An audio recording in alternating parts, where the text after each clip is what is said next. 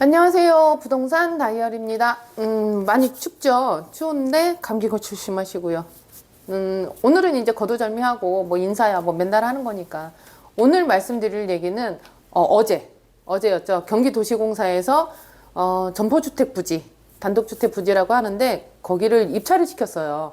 입찰을 시켰는데 이제 그 결과가 어저께 다 나왔거든요. 그래서 오늘은 그 부분을 좀 풀어봐 드리려고 해요. 그래서 이게 저희가 생각했을 때는 입찰이라는 부분들이 들어왔을 때 그래도 웬만치는 낙찰을 받았겠지라고 생각을 했는데 결과치가 굉장히 상상할 수 없을 정도의 결과치가 나와서 그거를 이제 풀어드리면서 고덕국제 신도시가 지금 상황이 어떤 건지 그거를 좀 말씀드릴게요. 잠시만요.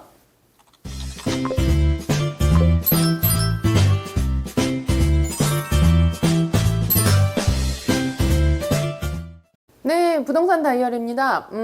서두에 말씀드렸듯이 어저께 이제 진행했던 부분이 있어요. 고덕국제 신도시 안에는 세 가지의 이제 사업 현장들이 있거든요. 평택도시공사, LH, 그다음에 경기도시공사 이런 식으로 해서 개발을 하는데 요번에 나온 거는 경기도시공사에서 맡고 이제 관할을 하고 있는 고덕국제 신도시의 북쪽 거기에 이제 점포주택 부지가 한 72필지?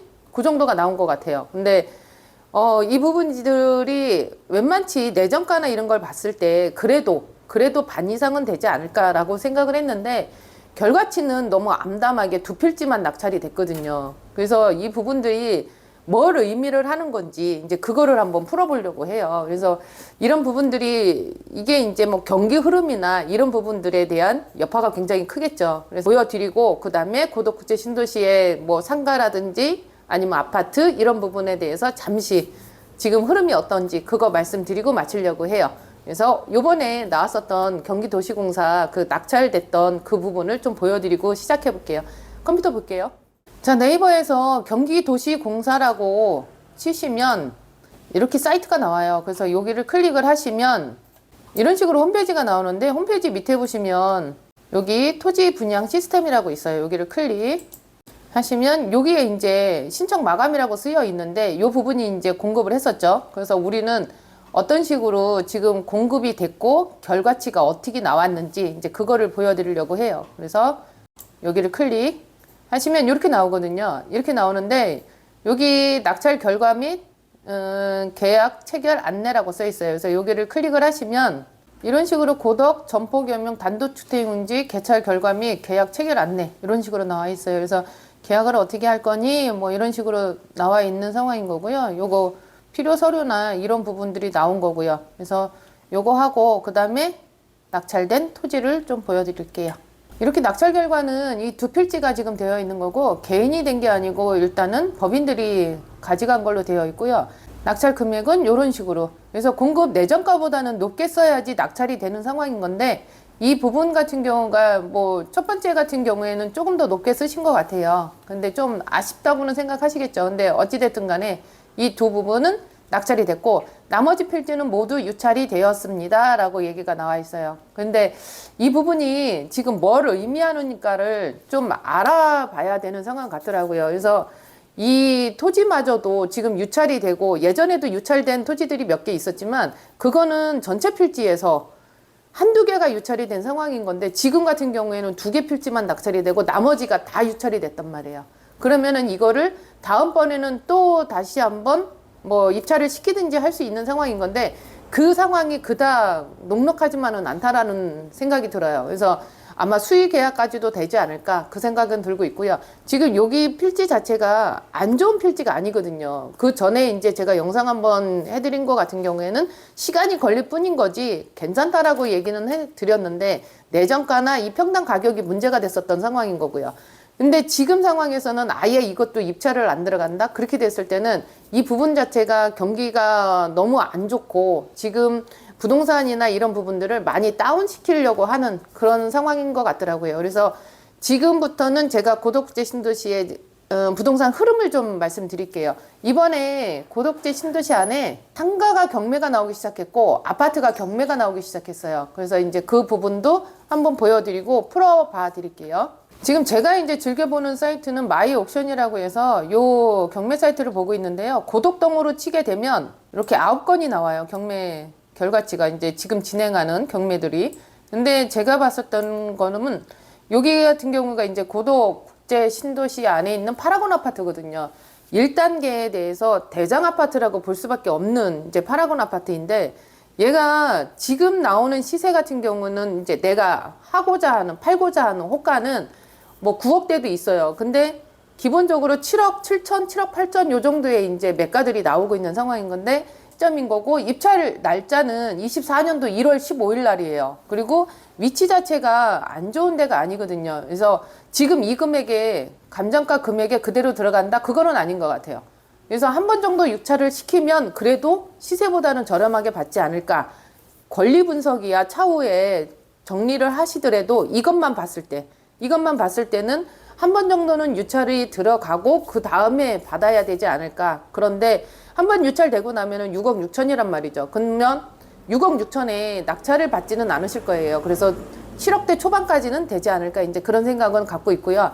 그 아파트 같은 경우에는 지금 전세가율이나 이 월세, 이 부분들 임차가율이 그닥 높지는 않아요. 그래서 실투자 금액이나 이런 부분들이 상당히 많이 들어갈 거예요. 그래서 KB 국민은행 시세를 한번 봐드릴게요. 지금 여기는 고덕국제 신도시 안에 있는 거고, 고덕동을 봤을 때 이런 식으로 나와 있거든요. 이 차트 자체가 떨어졌었죠. 떨어지고 뭐 어디나 마찬가지겠죠. 많이 떨어져 있는 상황에서 약간의 반등은 있어요. 근데 이 약간의 반등들이 그렇게 눈에 보이는 상황들이 아니고 굉장히 급하게 파시는 상황들이다 보니까 약간의 반등이 그닥 저기 하지는 않은 상황인 것 같더라고요. 그리고 지금 보시면은 요 전세하고 매매 이 차이가, 갭 자체가 굉장히 많이 나고 있거든요. 기존에 나왔던 물건도 뭐 7억 7천? 그 정도 됐을 때 전세가율 같은 경우에는 지금 3억에서 3억 5천 사이에 맞춰지고 있는 상황인 건데, 그것도 많이 뭐 물건들이, 전세 물건들이 많이 나와가지고 거래가 활발하게 되고 그런 것도 아니고, 그리고 월세 부분이 나온다고 해도 지금 금액 자체가 33평 기준으로 84 타입 기준으로 했을 때 월세가율은 지금 뭐 2천에 150이나 160 그 정도에 된단 말이죠. 근데 150, 160에 월세가 계속 돌아가고 그런 상황은 아니에요. 예전에 뭐 190까지도 받고 170 받고 했었던 물건들이 지금은 이제 150 정도 받는 상황인 건데, 그거마저도 이제 힘들어 하시는 상황인 거죠. 그래서 아파트 물건은 조금 이제 내가 실질적으로 실사용을 할 거다라고 생각을 하시는 분들 같은 경우에는 이런 식으로 경매 물건을 보셔도 되는 상황 같고, 그리고 계속 시장 조사를 하시면서 내가 원하는 아파트, 그거를 계속 보시면서 거기에 이제 금액이 나온 물건에 대해서 금액 조정을 한다든가, 아니면은 조금 더 떨어지기를 기다렸다가 이제 실입주 정도로 생각해서 들어오시거나, 이제 그런 식으로 생각을 하셔야 될 것 같아요. 아파트는 분포주택 같은 경우에는 전체적으로 상당히 좋지는 않아요. 상당히 좋지는 않은데, 지금 분위기 자체가 삼성전자에서 그 인력들이 있을 거 아니에요. 공사 인력이나 뭐 이런 분들 같은 경우가 3만 명 정도가 빠져나갔다고 해요. 3만 명 정도가 빠져나가고 나서 들어오는 수요가 있기는 해요. 있기는 하는데, 이분들이 뭐 몇천 명씩 들어오는 게 아니고 몇백 명씩 들어오다 보니까 나간 거에 대해서 들어오는 게 많이 적은 거죠. 그래서 눈에 보여지는 부분들이 별로 없어요. 그리고 안에 지금 출근하시는 그 인부, 그 다음에 뭐 삼성전자 직원들, 이 사람들을 파악했을 때는 한 2만 7천에서 8천 명이 지금 이제 출근을 하신다라고 해요. 그렇게 봤을 때는 있는 거는 맞아요. 사람들이 그 안에 거의 이제 3만 명이 채 못 되는 사람들이 있는 거는 많은데, 그만큼 수요가 많지는 않다는 거죠. 공급이 워낙에 많이 됐던 상황이다 보니까 이 수요를 채워주기 위해서는 이 공급량이 너무 많아서 이 부분들이 공실이 많은 거죠. 그래서 이 분들이 이제 점포주택 같은 경우에는 삼성전자 바로 앞에, 공장 바로 앞에 있는 수요가, 주택 수요가 많이 채워지고 나서 밀려야지 우리 6블럭이나 아니면은 서정리역 인근이나 이런 부분까지도 다 채워질 것 같은데, 그렇게까지는 아직 안 된다는 이제 결론치가 나오는 거죠. 이 삼성전자 앞에도 아직까지 뭐 수요가 없다 보니까 공실률이 많이 있는 상황인 거고, 그 부분을 채워져야지 월세 가격도 조금 더 올라갈 것 같아요. 예전에 투룸 같은 경우가 뭐 예를 들어 뭐 180 받고 했던 부분들이 지금은 110, 100 요 정도로 조정이 들어왔거든요. 근데 이 부분들이 이게 맞는 것 같아요. 투룸 자체가 워낙에 방이 없다 보니까 그렇게 높게 받으셨는데, 지금은 이제 110, 100 요 정도의 이제 조정이 들어온 상황인 거고, 이마저도 조금씩 채워가고는 있지만 아직까지는 못 채워가고 있는 상황. 그리고 삼성전자 바로 앞에는 그래도 채워져 가고 있는 상황인 건데 그 밀려서는 아직까지도 공실이 많다라는 거. 그리고 통매권으로 들어갔을 때는 기존에 삼성전자 바로 앞에 있는 물건들 같은 경우가 매가로 나온다고 한다면 거의 32억, 34억 정도 그 정도를 받으시려고 하셨던 거죠. 그만큼 수익률이 높았었으니까. 근데 지금은 웬만해서는 점포주택 같은 경우에는 뭐 한 24억 그 정도면은 이제 물건을 보실 수는 있으세요. 근데 이게 매도와 매수의 차이가 굉장히 크게 나는 상황이 될 수밖에 없는 게 예전에 32억, 34억 했던 부분들 같은 경우에는 수익률을 맞춰줄 수가 있었단 말이에요. 거의 7%, 8%가 나왔었던 상황인 거니까. 근데 지금은 24억을 해도 수익률이 안 나오니까 더 다운이 돼야 되는 거죠. 그렇게 됐을 때는 20억 밑으로 떨어져야 되지 않을까. 이런 부분들이 또 갭 차이가 나는 거예요. 그 매도자와 매수자의 갭 차이가 많이 나다 보니까 매수자분들이 발품 팔아가지고 시장 조사는 엄청 많이 하시는데 결론치가 계약건이 안 나오는 이유가 더 떨어질 거니까. 그리고 분위기 자체가 경매건으로 나온다라고 생각들을 하고 계시니까 조금 더 이런 식으로 들어가는 거고, 매수자분들 같은 경우에는 딱 특정 지역에 특정 위치를 찍고 들어오세요. 그리고 금액을 먼저 제시를 하시죠. 매도자가 뭐 24억을 내놨던 그런 거는 상관없어요. 내가 살 수 있는 금액이 19억이야 아니면 20억이야 이런 식으로 먼저 제시를 하고 들어온단 말이죠. 그렇게 됐을 때 우리 매도자분들이 정말 급하면은 그 금액에 협상은 되겠지만 이게 협상된다는 그 갭 차이가 굉장히 크기 때문에 아직까지는 20억 밑으로 떨어지지는 않은 것 같아요. 정말 급하게 파는 물건 20억짜리 하나는 계약이 됐지만 그 밑에는 아직까지는 정리가 안 되고 있는 상황이라서 매수자분들 같은 경우에는 계속 시장 흐름을 보시면서 정말 이 물건은 놓치기 싫어요 라고 하는 거는 절충해달라고 들어와야 되는 상황 같고요. 그 매도자분들 같은 경우에는 이 금리에 대한 이자 감당이 어려우시면 조정을 좀 해주셔서 빨리 빠져나가시는 게 훨씬 더 유리하지 않을까 이제 그런 생각이 들어요. 그리고 상가 같은 경우에는 이제 나오기 시작했죠. 그거를 잠시 보여드리면 지금 요거는 아파트인 거고요. 이 그린 상가 같은 경우가 이제 나오기 시작한 거죠. 경매건으로. 근데 이제 어제도 저도 대구에 있는 투자하시는 분한테 전화를 받았는데 이 부분들이 삼성전자랑 가까워요. 도보상으로 이용이 가깝고. 그런데 이게 경매가 나왔어요. 이 부분이 좀 저렴하게 나왔으니 이거 잡고 들어가면 어떨까요? 라고 전화는 받았는데 굳이? 이게 만약에 상권이 정말 좋고 그랬었으면 임차가 됐었겠죠. 어느 누군가는 영업을 했겠죠. 그런데 이 영업하시는 분이 나갔단 말이에요. 왜냐면 이게 분양가가 굉장히 높게 책정이 되면서 처음에는 임차자분들이 그거를 감당하면서 들어왔단 말이죠. 근데 이 부분들이 상권이 형성이 안 되고 영업이 안 되니 이 부분들이 나가신 거고 이분들이 나가신 거고 그러고 나서 공실이 생긴 그 상황에 누군가가 이 임대료를 주면서 들어오려고 하지는 않는 상황인 거죠. 그러다 보니까 경매가 나오는 거고. 그러면 결론적으로 싼 게 좋은 게 아닌 거죠. 싼 게 좋다라고 하는 거는 정말 위치나 상권이나 입지가 정말 좋았었어야지 그 싼 게 좋은 거지. 지금 이거 같은 경우에는 자꾸 들어가신다고 하면 조금 많이 힘드실 거예요. 내가 정말 실질적으로 가가지고 내가 영업을 할 거예요 라고 했던 분들 같은 경우에도 내가 영업을 하기 위해서는 상권 파악을 하실 거 아니에요. 입지나 상권을 파악을 하실 건데 그 파악이 덜 된 상황에서는 이게 싸다고 해서 들어갈 수 있는 물건은 아니라는 거죠. 이거 지금부터 시작이 됐던 것 같아요. 상가 부분이 경매로 들어오고 지금 중심상업지역, 고덕국제 신도시의 중심상업지역 같은 경우에는 유치권이 이제 들어오기 시작했거든요. 그래서 건물마다 이제 유치권에 현수막이 붙는 상황이 되는 부분이라서 이게 단시간 내에 해결이 되고 단시간 내에 뭔가가 오픈이 되고 하지는 않을 것 같아요. 왜냐하면 갈수록 더 힘들어질 거니까. 지금 금리 부분이 조금씩 조정된다고 해도 매수자들은 얼어붙은 건 맞거든요. 근데 이 매수자분들이 이거를 감당을 하고 정말 내가 물건 하나를 잡아야지 하시는 분들은 현금을 보유하고 계시는 분들.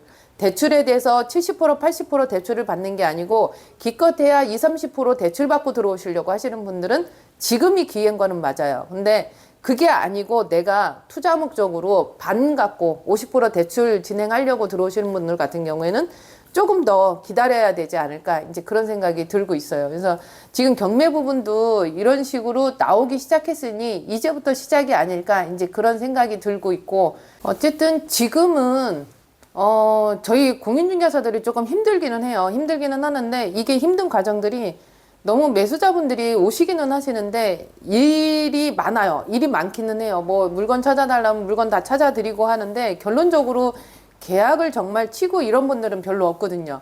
그래서 시장 조사나 발품을 많이 파는 매수자분들이 있는 거는 맞아요. 있는 거는 많은데 그 중에 10명 중에 1명 정도가 계약을 할까 말까 하는 상황. 이것도 굉장히 신중하게 들어오는 상황이다 보니까 이 흐름 자체가 조금 그렇게 뭐 좋지는 않다라는 생각이 들어요. 근데 뭐 어느 지인은 그렇게 얘기하시더라고요. 이 부분이 내년 상반기까지는 갈 거다라는 얘기는 하고 있어요. 근데 각각의 전국을 봤을 때 안 되는 지역들도 있지만 되는 지역이 또 있거든요. 되는 지역에 뭐 아파트면 아파트, 뭐 토지면 토지 이런 식으로 포인트를 잡아서 가면 조금 더 좋은 투자처가 나오지 않을까 이런 생각이 들어요. 그래서 위에 같은 경우에는 뭐 일기 신도시에 재건축이나 이런 부분들이 있으니까 이런 것도 노려보시면 괜찮고, 그리고 지금 이제 토지권 같은 경우에도 활발하게 움직이는 데는 또 있거든요. 그래서 이런 부분들을 지역마다 선정해서 발품 팔면서 시장 조사하면서 이렇게 들어가면 조금이라도 낫지 않을까 이제 이런 생각이 들고, 실질적으로 내가 실거주나 실질적으로 실질 영업을 하실 분들 같은 경우에는 움직이셔도 괜찮지 않을까 이제 그런 식으로 생각을 하고 있어요. 그래서 따로 마무리는 안 할게요. 왜냐면 이런 식으로 풀어드리는 게 제가 정리를 다 해드렸다고 생각을 하고 있거든요. 그래서 지금 평택 고덕제 신도시는 지금부터 시작이 되지 않았나, 그리고 매수자분들은 많은 반품을 팔면서 시장 흐름을 계속 공부를 하셔야 되는 상황 같고, 만약에 현장에 대해서 흐름을 잘 못 읽을 것 같으시면 우리 같은 이제 개업 공인중개사를 통해서 계속 흐름에 대해서 얘기하고 상담하고 하면 되지 않을까 이제 이런 생각이 들어요. 그래서 오늘은 이런 식으로 제가 정리를 해드릴게요. 그리고 제가 운영하는 네이버 밴드의 부동산 다이어리 있잖아요. 거기에 들어오시면 제가 3가지를 받아요. 이름하고 지역하고 전화번호하고. 이거 입력해 주시는 순간에 개인정보 활용에 대해서 동의해 주신다고 간주를 할 거고, 이거에 대한 용도는 활용은 제가 그 밴드 하나 운영하고 있는 거잖아요. 네이버 밴드. 거기에서 이제 공지를 올리거나 이런 부분 문자 드리는 거 이런 부분들만 이제 사용을 할 거고요. 따로 뭐 정보를 넘겨드리지는 않아요. 제가 갖고만 있는 상황인 거고. 그래서 간혹 지금 이제 전화가 오기 시작했거든요. 그래서 이런 부분들이 움직임이 조금 있는 상황 같아요. 그리고 네이버 밴드 그 부동산 다이어리에 보시면 제가 물건도 좀 자주 정말 좋은 물건들 올려드리고 있으니까 이거 한번 확인해 주시면 될 것 같고요.